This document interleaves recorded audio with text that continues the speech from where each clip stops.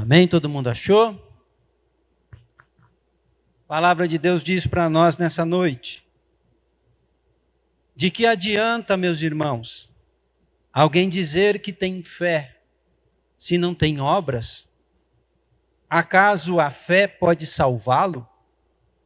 Se um irmão ou irmã estiver necessitando de roupas e do alimento de cada dia, e um de vocês lhe disser: vá em paz, aqueça-se, alimente-se até satisfazer-se, sem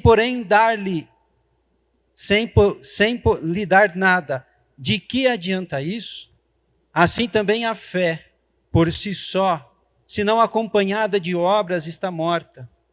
Mas alguém dirá: você tem fé, eu tenho obras. Mostre-me a sua fé sem obras, e eu lhe mostrarei a minha fé pelas obras.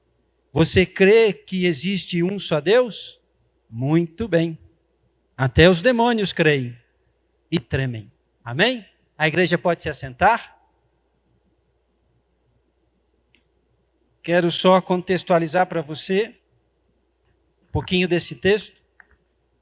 Como eu já disse outros dias, Tiago ele está escrevendo para cristãos que estavam enfrentando dificuldades, a dispersão e desafios na vida prática da fé. E ao longo da carta de Tiago, ele insiste em uma ideia central que vale para a nossa vida. A fé verdadeira sempre aparece na prática da vida. E isso eu queria que você levasse hoje no seu coração. A fé verdadeira sempre aparece na prática da nossa vida. E o Tiago mostra isso de várias maneiras, que nós devemos viver isso reagindo às provações, que nós devemos viver isso praticando a palavra, cuidando dos necessitados, tratando as pessoas como Jesus trata, como Jesus as tratou. E então nós chegamos nesse texto aqui, aonde o Tiago começa com uma pergunta muito direta. De que adianta, meus irmãos, alguém dizer que tem fé se não tem obras? E é importante explicar algo aqui. Muitas vezes nós vemos as pessoas que tentando desacreditar das Escrituras, dizendo que Tiago está contradizendo Paulo. Porque Paulo, lá em Gálatas, vai dizer que as obras não salvam. E Tiago agora está dizendo que a fé não salva.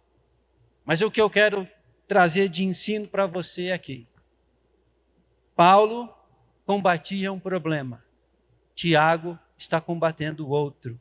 E eles não estão se contradizendo. Paulo estava combatendo o legalismo. O que é o legalismo? Legalismo é a pessoa que tenta conquistar a aprovação de Deus por méritos próprios. Então, eu sou fiel no dízimo, nas ofertas, Senhor, e o Senhor tem que me abençoar. Então, eu guardo o sábado, eu guardo os itens, da lei, eu faço as minhas obras, e isso traz a mim o mérito de que Deus me aceite e de que Deus me abençoe. Então esse é o legalismo contra o qual Paulo diz que não é assim que as coisas funcionam. Somos salvos pela graça de Deus, mediante a fé, e isso não vem de vós, é um dom de Deus. E o que Tiago está combatendo aqui? Tiago está combatendo uma fé nominal. O que é uma fé nominal? É uma fé que se nomeia, é uma fé que funciona nas palavras, mas que não se tem vida. A pessoa diz uma coisa e ela vive outra. É uma fé somente de aparências.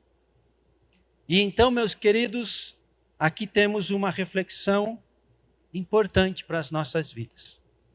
Conhecimento e boas intenções não têm valor se não resultarem em transformação e atitudes coerentes com aquilo que cremos. Você já viu um ditado popular que diz que lá no inferno está cheio de boas intenções, de pessoas cheias de fé para falar, de pessoas cheias de fé para desejar, mas pessoas totalmente sem nenhuma força para agir, para concretizar o que elas diziam acreditar. Então, conhecimento e boas intenções, eles não têm valor se estas coisas não resultar na nossa vida em transformação, em atitudes coerentes com aquilo que nós dizemos acreditar. E eu acredito, irmãos, que esse é um tema bastante relevante para os nossos dias. Porque nós encontramos por aí muitas pessoas que afirmam acreditar no Salvador Jesus. É difícil encontrar alguém que não diga ser cristão. Mas é difícil encontrar aqueles que vivem uma vida correspondente àquilo que eles afirmam acreditar. E esse é um tema muito atual. E isso acaba fazendo com que o cristianismo venha a se tornar, aos olhos das outras pessoas, como somente mais um estilo de vida. Sabe aqueles grupinhos? Eu sou meio aventureiro, eu gosto de pescar, eu gosto de viajar, eu gosto de acampar. E o outro diz, não, mas eu prefiro ficar em casa, sou mais caseiro, gosto de descansar. E aí tem um outro grupinho que diz, não, e eu sou religioso, eu vou na igreja. A atitude de muitas pessoas, e não são poucas, elas levam esse testemunho ao mundo. Que a vida com Deus é só mais uma maneira, é só uma alternativa para se viver nesse mundo. E que cada pessoa tem o seu estilo de vida. Cada um faz o que bem pensa e está tudo bem. E isso, irmãos, é um problema grave. Um problema grave dos nossos dias. Talvez se hoje ainda se estivesse sendo escritas cartas que viriam a compor o cânon das Escrituras, certamente que as pessoas inspiradas por Deus falariam desse tema. Na época em que eles foram escritos, havia uma série de heresias, uma série de problemas, e os autores foram inspirados por Deus para escrever sobre isso. E quem sabe hoje, irmãos, nós ouviríamos palavras que tratariam a realidade daquilo que vemos todos os dias. Quero dizer para você que seguir a Cristo não é só um estilo de vida, mas uma transformação operada pelo senhorio de Cristo. Ninguém pode seguir a Jesus se não for transformado por Ele. Ninguém pode seguir a Jesus se não conformar a sua vida, se não moldar a sua vida ao modo dele. Porque se um não concordam, os dois não caminham juntos. Não tem como. Então essa transformação que vem do Senhor para a nossa vida, ela inevitavelmente se manifesta, ou melhor, ela tem de se manifestar nas nossas ações e nas nossas palavras. Se Tiago estava escrevendo para aquela igreja primitiva, dizendo que eles precisavam aprender a permanecerem fiéis em meio à perseguição e o sofrimento, talvez nós, na atualidade, precisamos aprender a permanecermos fiéis em meio aos desafios dos nossos dias e às muitas distrações que nos cercam. Porque são dois problemas extremos e que levam as pessoas a se afastarem de Deus. Às vezes as pessoas não suportam o sofrimento e a dor e elas se afastam. Às vezes as pessoas se distraem demais e elas se afastam também. Nós precisamos de uma fé que gere em nós um compromisso. Então a pergunta de Tiago ela é muito oportuna para as nossas vidas. De que adianta alguém dizer que tem fé se não tem obras? E ele começa esse texto que lemos dando para nós um exemplo simples dessa verdade. Um certo alguém tendo uma expressão de generosidade que não resolve nada. Um certo alguém de muito bom coração e de palavras muito carinhosas, mas que não resolvem nada. Não faz sentido alguém dizer que se importa pela necessidade da outra pessoa e não fazer nada para ajudar. Essa é a mensagem. Não faz sentido eu dizer para o irmão que está com necessidade, como eu me importo com você, e eu não estender a minha mão para fazer nada. Tiago está nos dizendo, não sobre generosidade, mas sobre todos os aspectos da nossa fé. Não faz sentido nós termos fé se a nossa vida não expressar essa fé. É como se alguém dissesse para alguém, eu te amo, mas não demonstrasse amor. E nós vemos isso no ensino de Jesus. João 14, 21, que foi pregado a nós há poucos dias, diz o quê?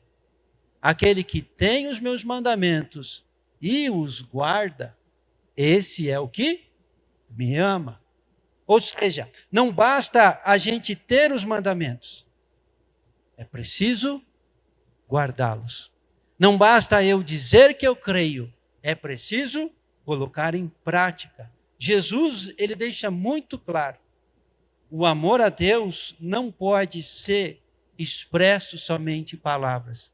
Ele exige de nós compromisso. E o próprio Senhor nos mostrou. Ele amou o mundo de tal maneira que se entregou por nós. E nós devemos confiar nele de tal maneira que nos comprometemos com a sua vontade. Você entendeu isso? Jesus nos amou de tal maneira que se entregou por nós. Não são só palavras. E nós precisamos amar ao Senhor, confiar nele de tal maneira que nos leve a nos comprometer com a vontade dele. Essa é a relação. E esse relacionamento não pode ser firmado somente por palavras. E Tiago traz para nós aqui dois exemplos de um risco muito real que nós enfrentamos, que é viver como se tivéssemos fé, mas sem um compromisso com Deus. E o primeiro exemplo que ele traz, na verdade, seguindo o texto é o segundo, é o exemplo do verso 19, onde fala da fé que os demônios também têm. Tiago, ele está simulando aqui uma conversa e ele diz, alguém chega para você e diz, você crê que há somente um Deus? Sim, os demônios também creem. Mas notem, meus irmãos, que os demônios creem no Senhor, os demônios tremem diante do Senhor, mas eles continuam sendo demônios. A fé deles não muda a vida deles. A fé deles não torna eles filhos de Deus. E hoje, irmãos, nós temos muitas pessoas afirmando crer em Deus, mas continuando a viver uma vida de forma indiferente a Ele. Nós temos muitas pessoas afirmando ter fé em Deus, mas uma fé parecida com a que Tiago escreve aqui, semelhante àquelas que os demônios têm. Nós cremos em Deus, nós trememos diante dele, mas nós vivemos como se não precisasse se envolver com Deus, de forma indiferente a Deus. Quero ressaltar, meus irmãos, Jesus se comprometeu até a morte conosco. E nós não podemos nos comprometer menos do que isso com Ele. Jesus se comprometeu até a morte com a gente. E nós não podemos nos comprometer menos do que isso com Ele. Apocalipse capítulo 2 e verso 10. Ser fiel até a morte e dar-te-ei a coroa da vida. Então esse é um perigo muito real que eu e você podemos cair neste engano. O outro exemplo é esse do início do texto que nós lemos, que mostra um interesse vazio, que mostra uma fé vazia. Tiago mostra para nós aqui no seu exemplo alguém que demonstra piedade. Piedade é uma vida agradável a Deus, né? Demonstra piedade com palavras, mas sem disposição de ir além das palavras. E eu não sei vocês, mas às vezes eu já percebi isso nas minhas orações. Sabe quando alguém põe lá no grupo da igreja, queria pedir oração por fulano, não sei o quê, e você vai lá cheio de fé, assim, ó, Senhor, abençoa aquela pessoa lá. Sem nenhum tipo de compromisso com as suas palavras. Sabe a impressão que eu tenho? Que nós muitas vezes dizemos assim, ó, estamos fazendo uma vaquinha espiritual. Se nós atingirmos 50 pedidos de oração para Deus do mesmo pedido, Ele vai atender. Ajuda a gente aí. E aí as pessoas fazem uma oração assim, ó, para encher a vaquinha.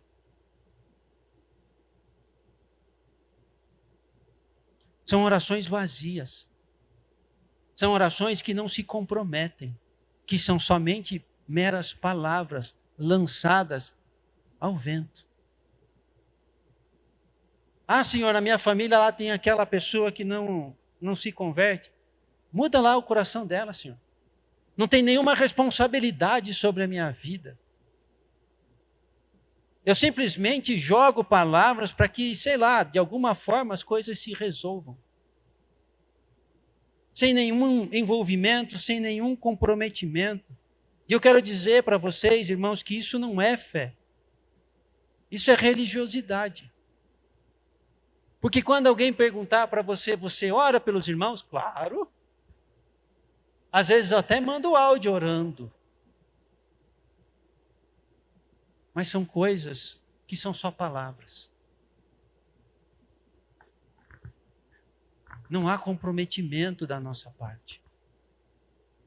Os moravianos foram um movimento cristão do século XVIII, marcado por muita fé, e uma fé prática e missionária. E tinha um princípio que eles carregavam que é muito interessante. Eles não oravam por nada que eles não estavam dispostos a ser a resposta da oração. Eles não oravam por nada que eles não estavam dispostos a ser a resposta da oração. As suas orações, as suas palavras carregavam um verdadeiro comprometimento. Não era, Senhor, muda a situação daquela vida, daquela pessoa. Senhor, usa a minha vida para resolver a situação daquela pessoa. Não é, Senhor, levanta alguém para evangelizar aquele fulano rebelde. Senhor, usa a minha vida para evangelizar aquela pessoa rebelde. Foi desses moravianos que saiu aqueles dois seres de outro planeta, que quando descobriram que tinha uma ilha, onde o dono da ilha era um senhor de escravos ateu, e que não permitia que nenhuma pessoa fosse até lá pregar para eles, quando eles mandaram uma carta pedindo autorização para ir evangelizar aqueles escravos que jamais ouviriam sobre Jesus e receberam resposta daquele senhor dizendo que ele não autorizava. Aquelas pessoas mandaram uma segunda carta dizendo: e se a gente se vender como escravo para o Senhor? E aquele senhor respondeu dizendo: mas eu não pago nem a viagem. E aquelas duas pessoas, com o dinheiro que eles venderam as próprias vidas para serem escravos, eles pagaram a viagem para ir naquela ilha, pregar o evangelho para pessoas que nunca ouviriam falar de Jesus.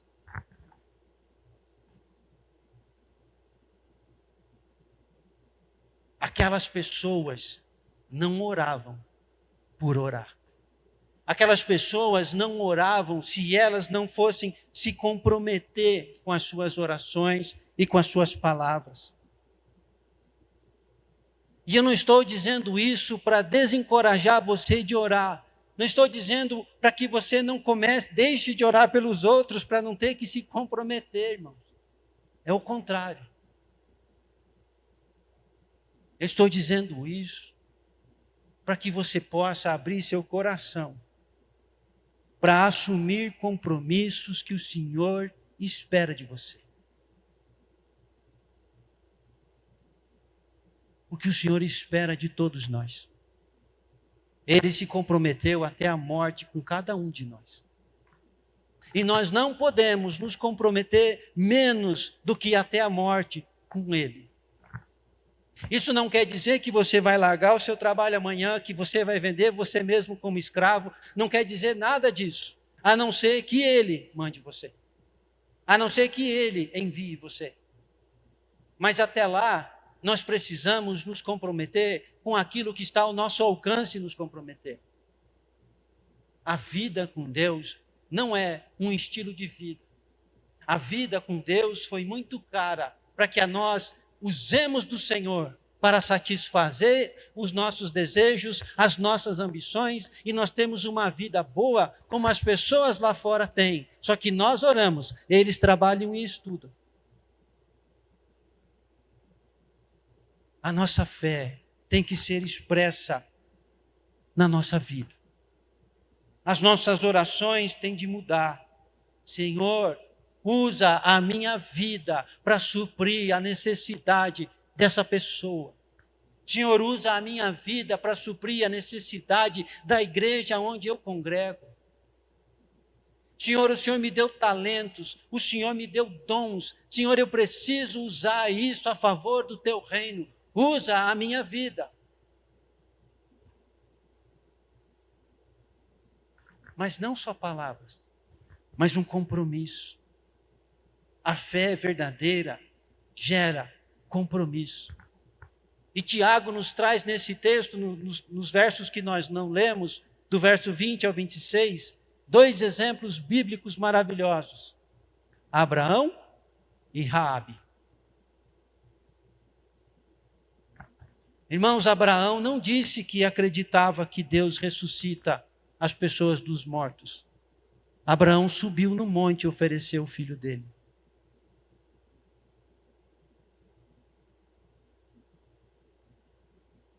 Raabe não falou que acreditava no Deus de Israel. Ela escondeu os espias. Ela pôs a própria vida em risco. A fé dessas pessoas não estava nas palavras delas. A fé delas era revelada nas suas atitudes. E essa é a fé viva, meus irmãos, que nós precisamos desenvolver. A fé viva, segundo Tiago aqui, ela se revela na maneira como nós vivemos. Então esse questionamento de Tiago não ficou no passado lá para os seus leitores. Esse questionamento de Tiago é para as nossas vidas hoje. Que tipo de fé nós estamos vivendo? Que tipo de fé nós estamos exercitando?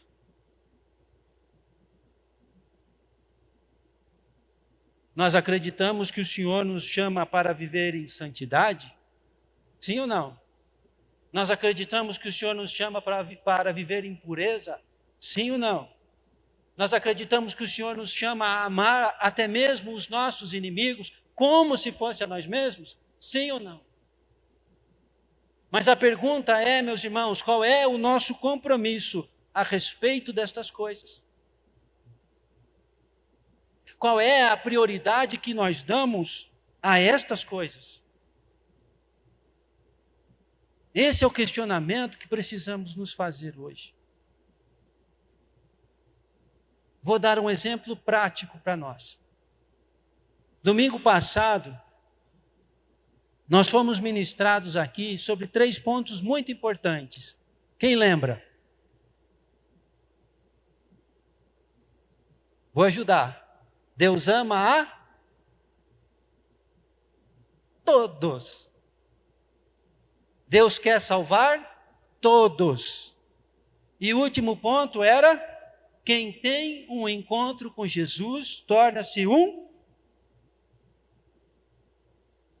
missionário.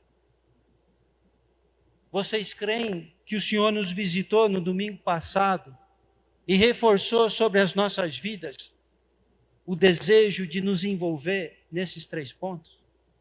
Porque eu acredito nisso, irmãos. Eu sou um ser humano como vocês. E de repente eu tive uma ideia de trazer esse assunto. Domingo passado, quem pregou teve a ideia de trazer um outro assunto. Eu creio que Deus não assopra as palavras, mas Deus inspira as intenções, Deus inspira as direções, Deus inspira os temas. E se você crê dessa maneira também, a minha pergunta para você, já que Jesus reforçou a sua ordem de ir, é o que nós fizemos de lá para cá.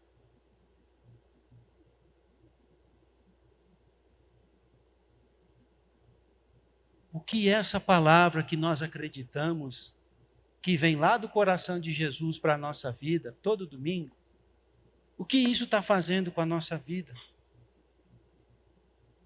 O que o Tiago está dizendo aqui é: se você crê, essa fé, ela tem de se transformar em obras, em atitudes, em ações. Não é só sobre pregar o Evangelho. Outro dia nós falamos sobre amor. Outro dia nós falamos sobre outro assunto. É sobre tudo. Deus falou conosco semana passada. E isso precisa trazer uma mudança na nossa vida. É isso que Tiago está escrevendo. Não adianta ter uma escritura, ter uma Bíblia, um livro sagrado, para a gente ver um humorista na internet dizendo, ateu, e falando: eu perguntei para o cristão, você lê esse livro que você tanto valoriza? Não. De Deus usar um ateu para fazer as pessoas começar a ler a Bíblia. Irmãos, nós deveríamos tratá-la como um alimento das nossas vidas. Nem só de pão viverá o homem, mas de tudo o que sai da boca do Senhor. E está impresso lá na sua casa, se você quiser, em várias versões, para te ajudar a entender. Além disso, o Senhor capacita pessoas com dons de ensinar, de explicar, que estão ao seu favor quando você tem dúvida. A Escritura tem de ser, irmãos, o alimento da nossa vida. A nossa fé, ela tem de ser tratada, ela tem que ser demonstrada em atitudes. Porque o nosso testemunho, meus irmãos, não fala da gente. O nosso testemunho fala de Deus. O nosso testemunho não diz se nós somos lunáticos, acreditando em doideiras. O nosso testemunho fala se Deus é verdade ou não. Se Deus é uma realidade ou não. João capítulo 17, verso 23, Jesus está orando ao Pai e diz o seguinte: que eles sejam levados à plena unidade, para que o mundo saiba que tu me enviaste. Que a igreja seja levada à plena unidade, para que o mundo saiba que tu me enviaste. E eu te pergunto, o que tem a ver a igreja ser unida com fazer as pessoas que não são da igreja acreditar que Jesus foi enviado por Deus?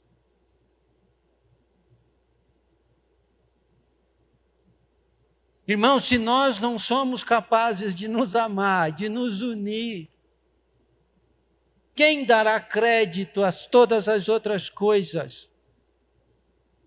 Se nós não vivemos uma fé segundo a Escritura, como é que nós podemos esperar que o descrente passe a crer? Se a nossa vida não expressar o amor a Deus acima de todas as coisas e o amor ao próximo como a nós mesmos, como nós podemos esperar que o descrente passe a crer nisso, se nem nós praticamos?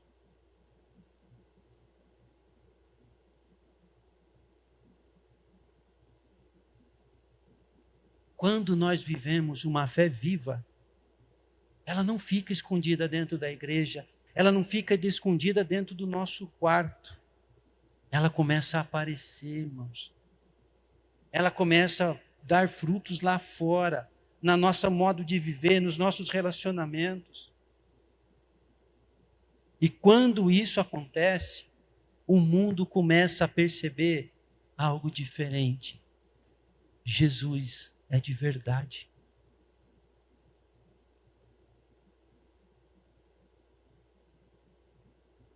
Nós precisamos levar a sério a nossa fé. Não pelo fato de ir ou não para o céu, mas pelo fato do que nós estamos pregando a um mundo que nós dizemos desejar que se arrependam. E eu quero, nesse último ponto da mensagem, encorajar você. Agora eu já fiz você ficar depressivo, agora vamos se alegrar. Eu quero encorajar você a desenvolver uma fé que impacte o mundo. Impactar tem a ver com causar forte efeito, impressão, causar emoção, causar influência. Nós somos enviados por Cristo para viver uma fé que toca o mundo à nossa volta, que testemunha. Nós somos enviados por Jesus para viver uma fé que revela Deus. Mateus capítulo 5, do verso 13 ao 16, Jesus falou: vocês são a luz do mundo. E a luz de vocês precisa brilhar de tal maneira que as pessoas olhem e glorifiquem o vosso Pai que está nos céus. E o objetivo, irmãos, não é você levar a outra pessoa a dizer glória a Deus, porque se podia tirar um sanhão do bolso e falar assim, ó, fala glória a Deus que eu te dou. O objetivo é fazer a outra pessoa reconhecer a Deus. Glória a Deus. Não tem como negar que isso não seja Deus. Vocês são a luz do mundo. Então, irmãos, não é sobre atrair os olhares das pessoas para você. É sobre você levar os olhares dessas pessoas para Ele. A luz revela aquilo que está escondido. E Deus está escondido para a maioria das pessoas, de maneira que elas vivem uma fé vazia. Quarta-feira, no grupo de discipulado, nós estávamos comentando algo parecido com isso. Nós estamos falando que muitas pessoas buscam preencher o vazio da sua vida em jogos, em relações ilícitas, em bebidas, na comida e uma série de outras coisas. E uma das coisas que a gente conversou lá dizia o seguinte: é porque eles não conhecem Jesus. Porque se eles conhecessem Jesus, eles iam ver que eles não precisam dessas coisas, que Jesus supre a carência e o vazio que há no coração deles. E é uma verdade. Mas essas pessoas não conseguem ver Jesus, porque Deus está escondido para elas. É necessário uma luz que revela Deus para a vida de quem não consegue enxergá-lo. O dia em que as pessoas passarem a contemplar Jesus, a vida delas muda radicalmente. Não foi assim com você? Comigo foi assim. Pedro não sabia quase nada sobre Jesus, até que ele lançou aquela rede e viu a quantidade de peixes naquele mar que não tinha peixe. E qual foi a atitude dele logo em seguida? Ele entendeu quem era Jesus. Ele se prostrou diante de Jesus e ele disse: afasta-te de mim, porque eu sou pecador. Aquele homem comum como eu e você, cheio de falhas, cheio de reagir pelo impulso diante das situações da vida. Aquele homem não pôde mais continuar sendo a mesma pessoa depois daquele dia. E ele se tornou o apóstolo Pedro. Nós temos de ser a luz que revela Jesus. Como foi dito aqui domingo passado também, nós temos que ser a ponte entre a pessoa que não consegue ver Deus e o Deus que quer se revelar para ela. Nós temos que ser um facilitador, irmãos, para que as pessoas vejam Deus. Nós precisamos de uma fé que não se isola, mas de uma fé que testemunha. Não é de uma fé que se fecha lá na sua casa pedindo para Deus: Senhor, provê na minha vida aqui, ó. Senhor, abençoa os meus filhos, abençoa o meu casamento, e está tudo bem, e ninguém precisa saber. Nós fomos chamados para testemunhar, para tornar pública a nossa vida com Deus. Efésios capítulo 2, verso 15, Paulo está exortando os irmãos a viver uma vida exemplar, brilhando como astros no meio de uma geração corrompida e depravada. Sabe a imagem que me vem à cabeça? O céu à noite, uma escuridão total e um monte de pontinhos de luz brilhando. Paulo está dizendo que nós devemos brilhar como astros no meio de uma geração corrompida e depravada. Ninguém aqui olha para o céu para olhar para a escuridão. O que nos chama a atenção são as luzes que brilham. Irmãos, toda pessoa busca uma luz para a sua vida. Toda pessoa busca uma luz que possa guiá-la.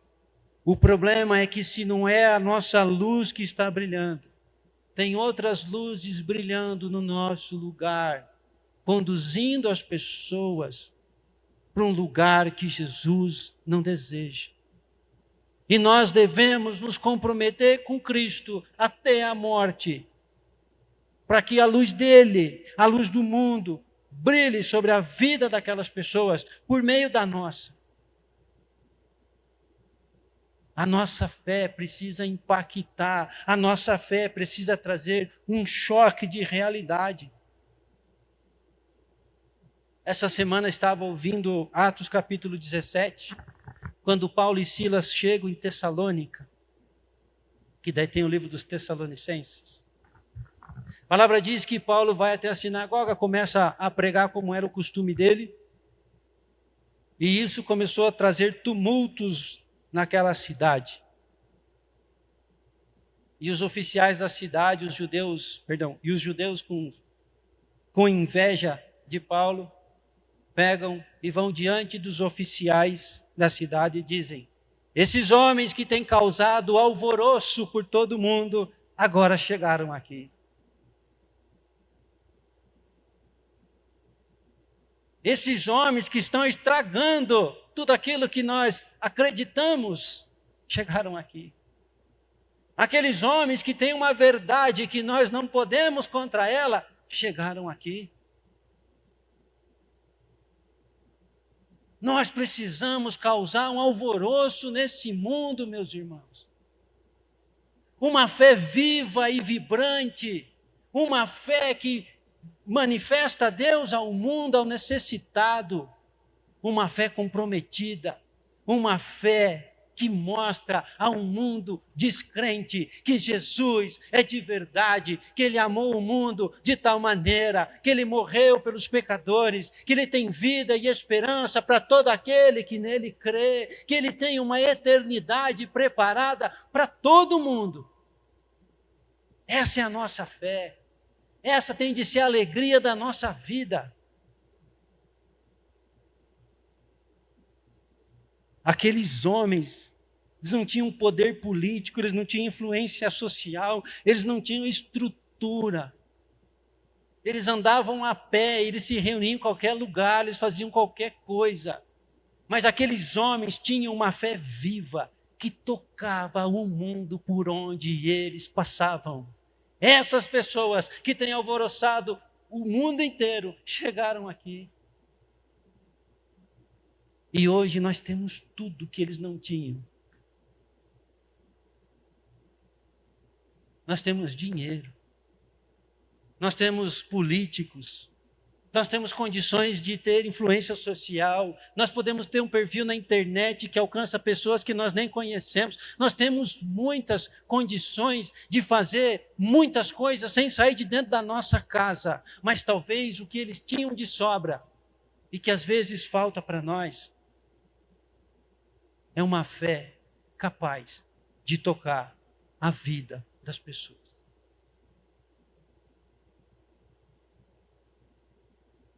Talvez o que falta para nós é uma fé que não se limite à nossa vida. Irmãos, eu não creio que com o passar do tempo, o amor de Deus Pai pelo mundo diminuiu.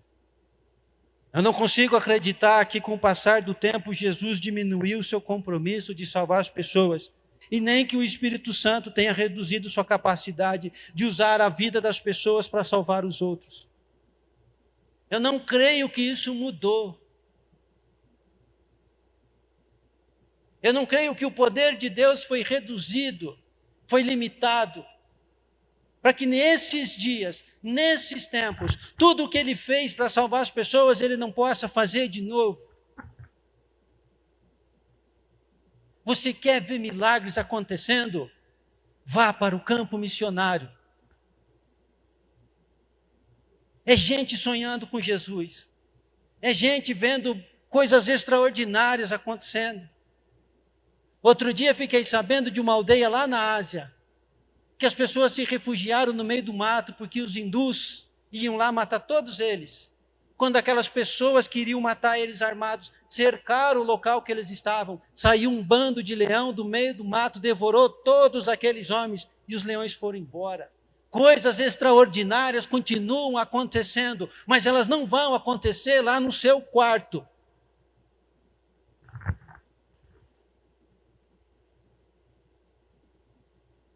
Nenhum dom foi dado para ser usado consigo mesmo. Deus te deu o dom de ensino, é para ensinar os outros. Deus te deu o dom de profetizar, é para profetizar para os outros. Deus te deu o dom de curar, é para você curar os outros. Deus te deu o dom de palavra de sabedoria, isso é para os outros. Nós estamos calando Deus. Sei que isso não pode acontecer, mas nós estamos fazendo.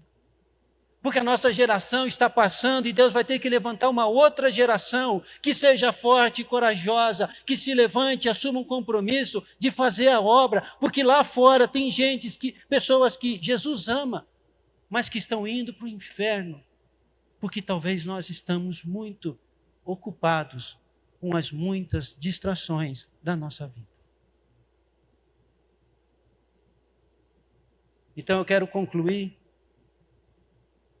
dizendo que Tiago escreveu para um grupo de cristãos que precisava lutar para que a sua fé permanecesse viva no meio do sofrimento e da perseguição. Isso ainda acontece hoje. E existem muitas pessoas ao redor do mundo que precisam, irmãos, lutar contra a dor e o sofrimento para permanecer acreditando em Jesus.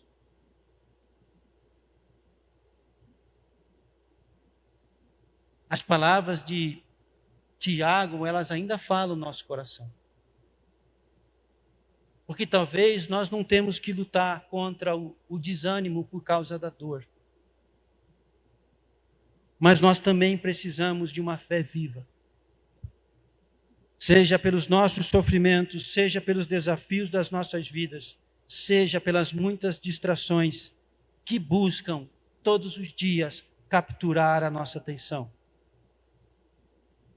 Eu quero te encorajar essa noite a buscar essa fé viva e comprometida com Jesus, porque quando essa fé viva surge no nosso coração, nós não somos capazes de mantê-la escondida.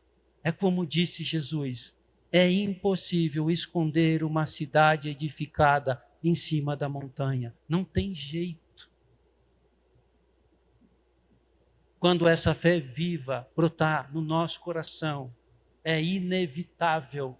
Não tem como controlar, porque nós começamos a revelar Deus ao mundo. E a mensagem que eu quero deixar para você é: nós fomos chamados a viver uma fé que revela Deus ao mundo. Amém? Vamos orar?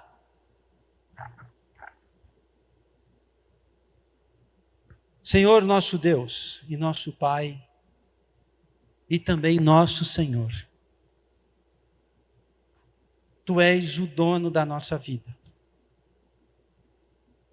Tu és, Senhor, aquele em que nós precisamos prestar contas. Tu és aquele, Senhor Deus, que tem o direito e o poder de estender as mãos sobre as nossas vidas e julgar a nossa vida segundo os nossos pecados. Mas o Senhor, Pai, escolheu se revelar de uma maneira diferente. O Senhor escolheu se revelar, Pai, como um verdadeiro Pai que ama e que se compromete até às últimas circunstâncias pelos seus filhos. E o Senhor enviou o seu Filho para morrer naquela cruz, Pai, em favor dos nossos pecados, mas também do pecado de muitos outros. Muitos outros, Pai, que ainda esperam, anseiam encontrar a luz para guiar a vida deles. Muitos outros que ainda, Pai, têm ido atrás de luzes falsas, de enganos, de coisas, Pai, que têm somente escravizado a vida deles, em vícios, em pecados, em coisas que desagradam o teu coração. E o Senhor colocou em nós, Pai, o ministério da reconciliação. O Senhor colocou em nós a palavra que tem o poder de salvar, que tem o poder de transformar, que tem o poder de mudar as circunstâncias. E nós pedimos a tua ajuda, Senhor. Porque talvez, Senhor Deus, essa graça e esse poder estão adormecidos no nosso coração. E o que nós te pedimos hoje, Pai, é que haja um despertar na nossa vida. Que o negar a si mesmo, Pai, hoje seja negar o nosso medo e a nossa insegurança. que hoje seja negar a nossa falta de confiança, a nossa incredulidade. Que hoje nós possamos, Pai, lutar contra nós mesmos. Em nome de Jesus eu te peço, derrama sobre nós graça, que nos conforta, que nos fortalece e nos desafia a viver uma vida que manifeste o Senhor ao mundo. A viver uma vida, Pai, que não mostre nós, mas mostre a Ti. E eu te peço graça, Senhor, porque sozinhos não somos capazes. Que cada um hoje saia daqui encorajado pelo Senhor, alegre pela Tua presença, por tamanho privilégio que o Senhor nos deu, de fazer parte do maior projeto, de um projeto que vai durar pela eternidade, porque lá na eternidade nós vamos olhar a igreja e vamos nos alegrar de ter feito parte dela. Nós vamos olhar para a obra de Jesus, para a quantidade de pessoas que foram salvas, e nós poderemos nos alegrar que nós fizemos parte de algo tão grande e especial. Alegra, Pai, o nosso coração. Nos motiva, nos incentiva, nos encoraja, nos envia. É o que nós te pedimos. Em nome de Jesus. Amém.